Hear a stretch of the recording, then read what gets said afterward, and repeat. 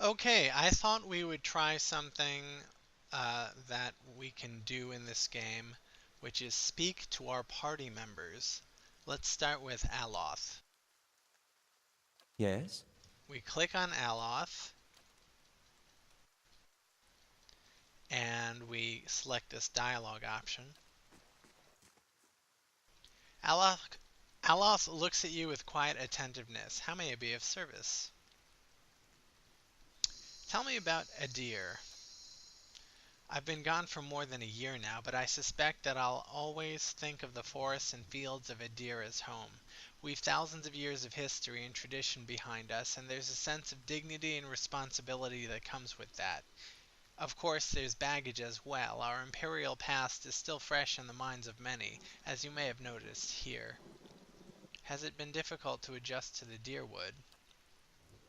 People here are informal, hot-blooded. His mouth twists into a wry smirk.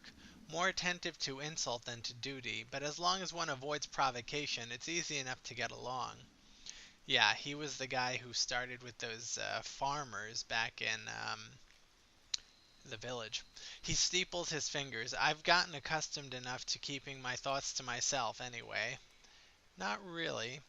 That's right, Gilded Vale. How long were you in Gilded Vale? He shrugs, fidgeting with the hem of his sleeve. Not much longer than you. As you saw, it was hardly the haven that had been advertised. Any thoughts on what I should do next? Well, you're in charge here, and as far as I'm concerned, any place is better than Gilded Vale. His eyes dart to Adair. No offense. That's all. Now let's try Adair. Huh? I hope that old watcher's still there. Been years since I heard anything about him. What is it you want to ask the watcher and I'll be what right is it back. you want to ask this watcher in Syed Nua? Just some things about the past, about the war. I'd been thinking I missed my chance to find out what I wanted to know. That old watcher, though, he opens up some new possibilities. I wanted to ask something about you, if you're sure. What did you do before this? Oh, other than the war, I never strayed too far from where you found me. Farming, mostly. I was never much for cities. Never learned a trade. In my younger days, I thought I was gonna go preach the word of Aethys. Just in our temple there. My parents encouraged it. I made so much trouble for them growing up. They used to say it'd be best if I got in good with the God of Redemption. Of course, us blowing him up probably didn't help my chances there. But if anybody'd forgive you for blowing him up, it'd be Aethys. Did the people of Gilded Vale really try to kill you? They, they did. It was strange timing, because we just won the war. They celebrated when I came home. There was music and dancing. Trumbull used half his grain making this big honey cake. I still dream about that cake. Like having the best lover of your life, but only for one night. And they were all sorry to hear about my brother. Took a while for word of the purges to reach us. Aethasians being murdered in the streets. Cold Morn and the like. No way would they let something like that happen in Gilded Vale. That's what they all said. But the weeks went by and the purges spread. Pretty soon they weren't so sure my brother fought for Deerwood.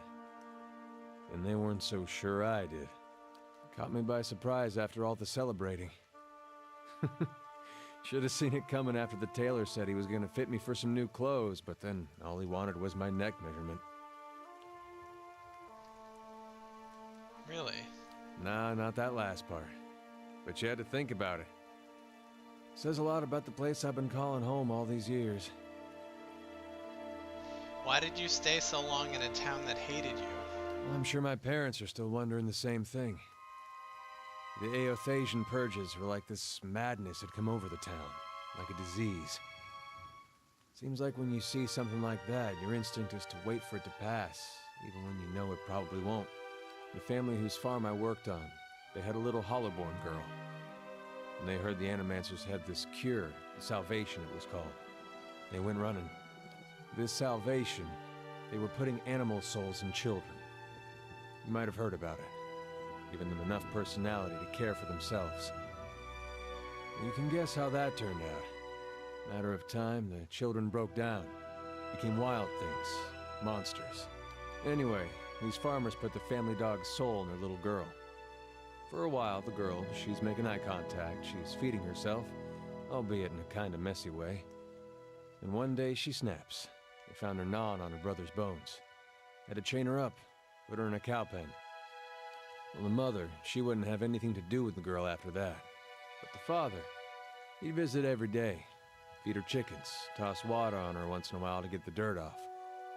Most of the village, they'd whisper about him. Poor man, they'd say, sick with grief. He was just waiting for his daughter to look up one day and recognize her papa. He was waiting for her to get better. Didn't understand that at the time, of course, but these days I think about him a lot. Did the little girl kill her own brother and gnaw on his bones? I'm not sure I'm not sure. Do you have any family? Just my parents now. They took a ship back to Adir when the purges started. Wanted me to go with them, but I didn't see things like they did. Been a long time since I've seen them. I really should visit, but for some reason I haven't much felt like leaving home. Good thing they chased me out, or I might have never left. What's on your mind? I was wondering about Eothas. It makes two of us. What is there to know about Eothas? If you're looking to find religion, maybe you want to start with a god that hasn't been burned to dust, but I won't stop you. Eothas, he was a young man with a silver crown. Carried a candle around with him. Sounds like I'm giving a bad eulogy here. He was a lot of different things to different people, I guess. Rebirth, redemption, light. Out in the country, he's Gaun, the farmer, who helps all things pass, seasons and people both. He watches over the weak, does Gaun. Sees imbalances made right. You could see why all the copperless rowdies around here might take a liking to someone like that. He was real popular here for a time. These days, you won't find too many people worshipping Eothas in the open. It's hard to know who still does it in private and who's given up. Feels like I'm the last one sometimes. He smirks. If that's the case, he deserves all the mourning. Do you still worship Eothas? In my way. I don't suppose he expects me to show up at his temple these days. Not much left to do for him other than keep his memory alive and keep hoping that he's just been playing a joke on all of us these past 15 years. Far as I know, he hasn't said anything to anybody since the Godhammer detonated. That's more history involved in this game.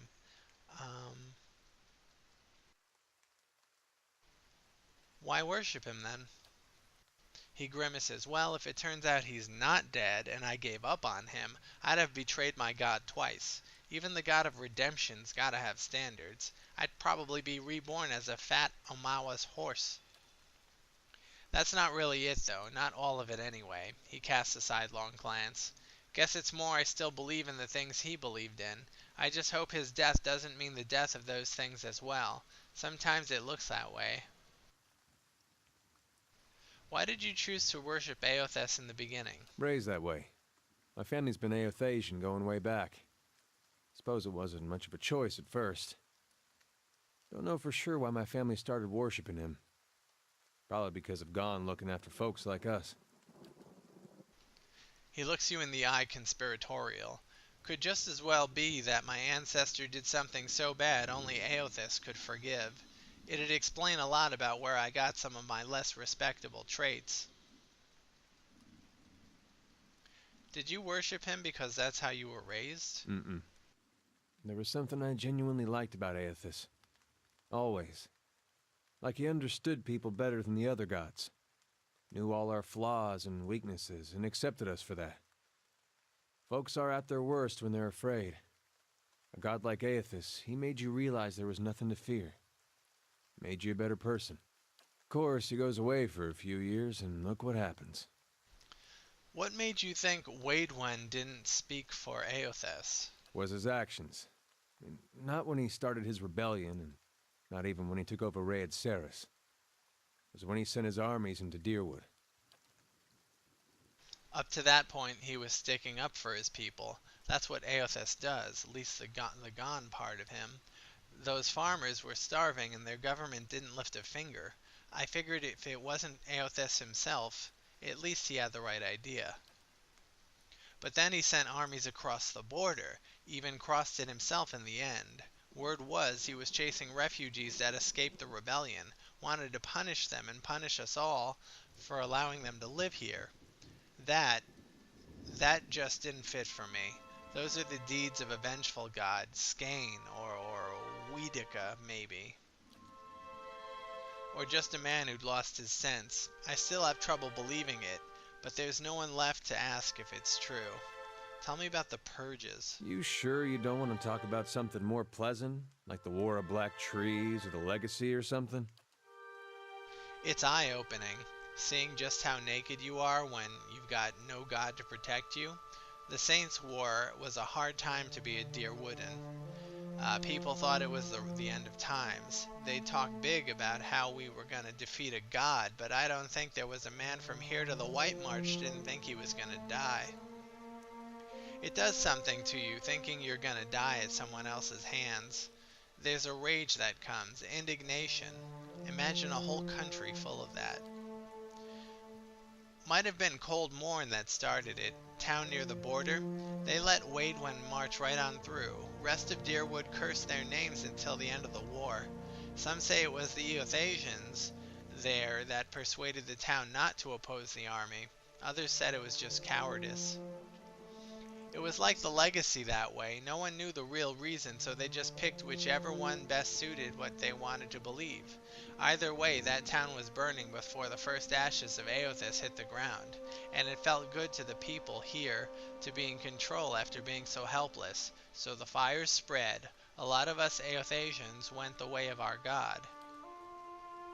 There were claims from the Church of Magran that she'd actually commanded the purges. I found that hard to believe. Sounded to me like people doing what they wanted, wrapping their god around it like she was a cloak. Then again, that's what I thought about Waidwen. What's on your mind? And finally, Durance. Thought I felt your eyes on me. Now come the words. I had questions I wanted to ask you. If doubts and curiosity plague you, you're skinning your knuckles on the wrong door. Why were we supposed to meet?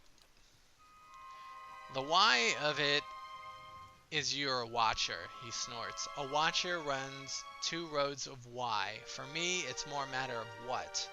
There was a time when I wouldn't have spared a thought for your words, or even bothered with you, but now seeking out watchers is what I do, to put the truth to them, see which of the two ways they bend. He smiles slightly, taunting. What kind of truth? Either you're a dry field in need of a harvest burning, he frowns for a moment, his eyes flat, or you're lost in the darkness. Either way you can see differently from others. He gives a half smile, then his tone becomes accusing. I can tell by the way you notice the staff first off. Not many can see it at first, nor the etchings or the flames, but your eyes, he stares at you, almost eagerly, nodding. Your eyes trace the past, that I could see. So which are you, a dry field or lost in darkness? Durance's face tenses. The day we don't trade that question back and forth is the day our paths no longer need to be joined. And the trial. Durance's hands clench his staff. The trial is done. So you don't know either. You know this nation is diseased. Don't need to be a watcher to see it in the children, the politics, the men that stalk the roads with knives in hands and murder in their eyes. This land needs life again, needs new seeds planted in the burned soil. His voice drops, mocking, and his eyes narrow. And something tells me you can see the path to making the future happen, Watcher. Your kind always does. So then, we need to make sure you see truly now. This nation, its people, don't need any more lies binding them, nor do I. You test a truth. You don't blindly accept it. And how do you plan to test me? Sharing the road, of course. One truth to match another, matching each other's pace, keeping rhythm. Other priests can keep their teachings and rantings. For my faith, my teaching, sharing the road is a simple, hard truth. His smile widens, and his hands tap against his waist once, then twice. And when you knock one truth against the leg of another, why, both legs stand firm. But now, if you strike a lie at the knee with the same force, his smile dies and his eyes narrow, why, you make a cripple with but one leg to stand on. Is that why you carry that staff? Is that why Durrance is about to launch another volley of words, blinks, then he rolls his head back and laughs deeply, the laughter coming until it seems the air will run out of his lungs, until it seems forced. Perhaps your words are worth listening to, Watcher. He frowns, any trace of humor gone, but the truth will win out. Keep pace, and we'll see. The cost of troubling me seems to worry you little. Tell me about Magron. Oh, you know her. You must. He gives a bitter chuckle, then his tones even out. She's a many-headed bitch. What is your view on Magron? She's a goddess, as fickle as they come, and with all the failings you'd expect of an empress and a whore. Too many eyes, too many wants, too much to hold on to. That's the failing of a god. More aspects than words to describe her, like most of them. A god with many nations to oversee, only serves to spread herself too thin. Although flame rarely crosses twice, so perhaps that is the only truth she embraces. Who knows? Gods get greedy. When it comes to fire, fire is a god's hunger. What are her aspects? Durrance begins to count on his fingers, chanting it off. War transforms, fire consumes, trials purify, warfare, fire, consuming, purification, and most of all transforming. Trials as well, but all things are put to the test anyway. A trial can consume, purify, transform. They are all linked, although at its heart is the flame, and the flame is what matters. It is the source of all things. Guess they should have started with that, eh? Any fool around a campfire knows that. Without flames, fire, we would have made little progress in the dark. To hear some of the inner fires tell it around the hearth and bellows, even in the halls of Ashfall, you'd think that fire brought life to man, and that fire was Magron. Some of the older texts say she rubbed her hands together and they burst into flame, or another god shafted her like a poker. There are different perspectives on her, then? He grunts. Mine is only one sight among many. Durrance frowns, pauses, then his eyes take on an eager gleam. But here's one. I can speak to how the losing side sees her, and that should tell you enough. Let me speak to what an Adiran sees. What does an Adiran see? The Adirans have a proper polite translation for her. Excellence in war, tactical discipline, he snorts. That's why they lost the fucking colony, of course. They were properly still quoting that while we had them bent across the decks. All their guns and cannons are fine, but useless when your staff is cracking light into their skulls, dispensing red gifts left and right. Durrance's fists tighten, and he laughs. Adirans call that elevation, divine awareness. Those words are as welcome as shit on one's boots, and that's all they took back with them while they were running. He shakes his head. A lesson learned at the wrong time. Almost feel a pang of sympathy for them. Almost. What do you mean by lesson? The title of a god isn't knowing a god, adhering to words rather than walking the path, testing yourself in the heat of it. Walk until the words are stripped away and you feel it burning in your heart. That is the lesson. That Adiran politeness, that pretty adherence to the words of Scripture as they saw it, that burned their ships, scarred them, kept them running throughout the Deerwood campaign. He snorts. Divine awareness. There's no true faith in waiting to be tested. The best in battle have already shit themselves plenty, shit themselves until they dry and can focus on the killing. Enough about Magron, I have other questions. I suspect the answers will seed more questions.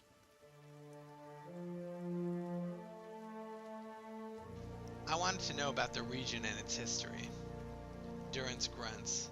Can you tell me about the Hollowborn? That's a curse that runs deeper. It's a godhammer of a different sort. And like the godhammer, it was made by men's hands. All things have a price. Left unchecked, faithlessness, virtues, it leaves marks on souls, until souls don't have the strength to enter bodies that are pure. Animancers, ciphers, all who play games with the fabric of souls are to blame for the barren field they leave behind. Durance glares at you. Even watchers can do the same. Some simply watch. Others will try to weave souls, guide them as surely as Wade went across Evan Dur. He turns away. That is why I correct the Hollowborn when I find them, and the ones whose hands have led to this seed being spilled on the ground. Correct the Hollowborn? There are fewer souls. There are more vessels. It is simply equaling of the process. That's murder. I feel more remorse in putting down a slathering hound. A wict, less than a mongrel in its misery. Murder is a kindness, not a crime. Always has been. I would sooner put the blade to those who are to blame instead. If any spirit should be punished, it's theirs. And who's to blame? The fields of the Dyrwood are filled with weakness, ripe for those that play with souls, minds. His face wrinkles in a frown. Animancers and their kind. Watchers, too. They bear more of the burden than their victims, and more of the punishment. Every year has seen a new crime. The Saints' War, the Hollowborn, and the Salvation. There is no proof Watchers are to blame for these events. There are few who can shape a soul in such a fashion. Durance stares at you. And any Watcher, any true Watcher born in the Dyrwood, would be able to see the crime even if they did not cause it. Silence itself is damning. Why don't you end me then? Murder you? I would not grant you any of them. The mercy I grant the Hollowborn. You would not be deserving of it. You'd equate murder with mercy. Murder is an old word. Mercy is letting a soul fly free to the next body. True punishment? Ruining someone to their soul. Crack their spirit like you would crack their skulls with a staff. Beat them. Hurt them in mind and body. So their souls become shards.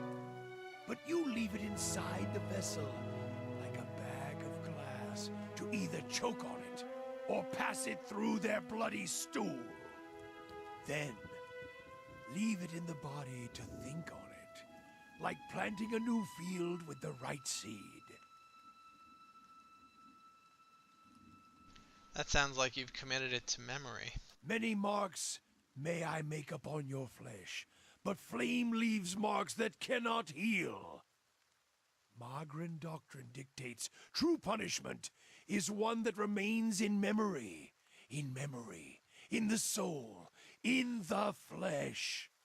Even should the victims die, slowly or swift, sometimes by their own hand afterwards, the lesson lingers, burned in their flesh.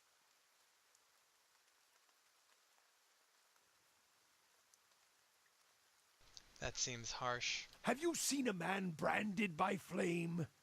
He remembers it always, in every waking movement. It is a lesson writ in the only ink and vellum that matters, blood and flesh. One can burn the soul as well. It is an art, and I do not take pleasure in it. But there is more at stake here than forgiveness. Many of Aethys' faith were punished in the purges following the Saints' War. And the ones that harmed children, they suffered worse. What do you mean? We did what must be done. Wherever they were rooted out, their souls reclaimed. And if they couldn't be reclaimed, we ensured they would never inhabit another body. I suspect the answers will seed more questions. I wanted to know more about you. Where are you from? Where I hail from?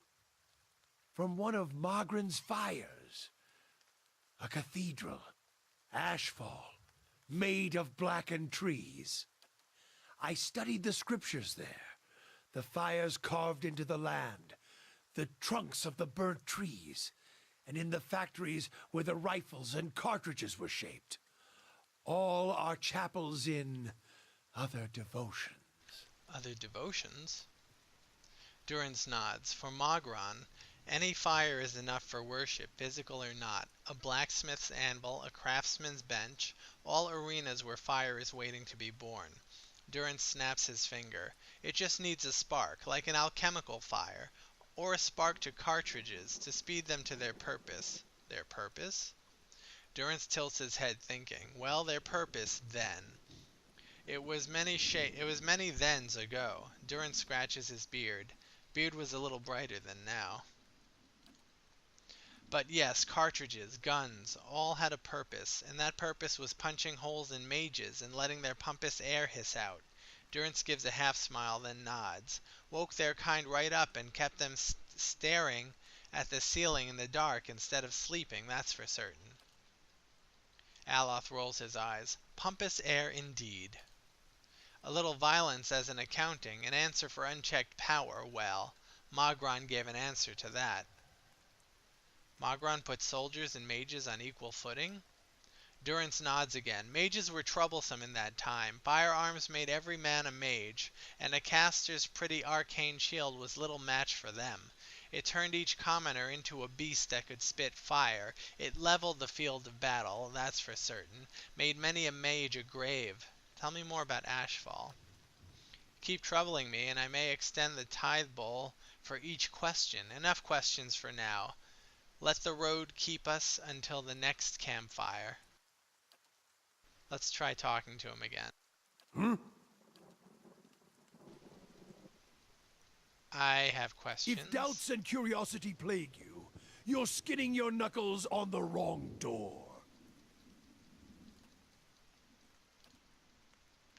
Alright, he doesn't want to talk anymore. Okay. I think we're going to end a little bit early in this one. This was mainly about getting to know our party members. So I hope you enjoyed that, and I'll see you next time.